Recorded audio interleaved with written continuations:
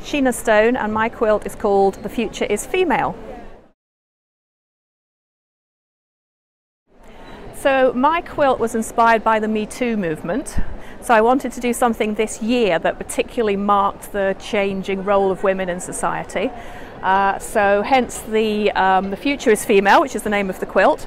And the idea was I was going to start at the top with the distant past, no say, no vote, and work down towards Me Too, which is today, and the Future is Female, going via stay at home, chained to the kitchen sink, barefoot and pregnant, and don't break the glass ceiling. So that was the idea. This is the Stitching Through Time category, obviously, so there's a movement across it. And the idea is that the background is the male dark straight lines which are constraining the female coloured blocks until they begin to break out into the curvy shape at the bottom, and the female colours and the male colours begin to mix. Well, the background is improv. So just lots of tiny little pieces all sewn together in no particular order. That took forever to do. And these are pieced in, and then this is appliqued onto the top.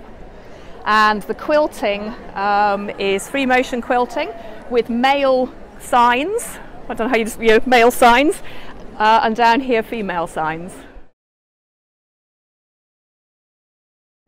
It's fantastic, not least because I decided to enter this 2 days before the deadline to put the entry forms in. I had a bright idea and thought I would go for it. So I had 4 weeks to make this quilt and go to work, I should add. And I was making blocks and putting them up on Instagram, and I feel like I've had a kind of a cheerleader brigade behind me of people I don't even know around the world who have been following me every day. And because I didn't say what it was going to be called, and I didn't think about this, I just started making letters and put them up. People began to guess what it was going to spell. So that was quite fun, which was no intention at all. And people, when the catalogue came out last week, I had me on Instagram holding the catalogue looking all excited. And people were emailing and putting on Instagram to say that they'd already circled my quilt to come and see because they'd been following every day, and was I going to finish it in time.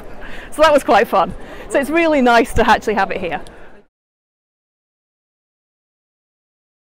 Well, I had a mum who sewed, although she didn't quilt, and as a teenager, through want, I made my own clothes. I didn't do any quilting until an evening class when I was in my 20s, and then I did nothing else again until 7 years ago when I moved back to Edinburgh, and I joined a quilt group there, and a modern quilt group, and then started to do more and more stuff, and now it kind of takes up quite a lot of the time when I'm not at work.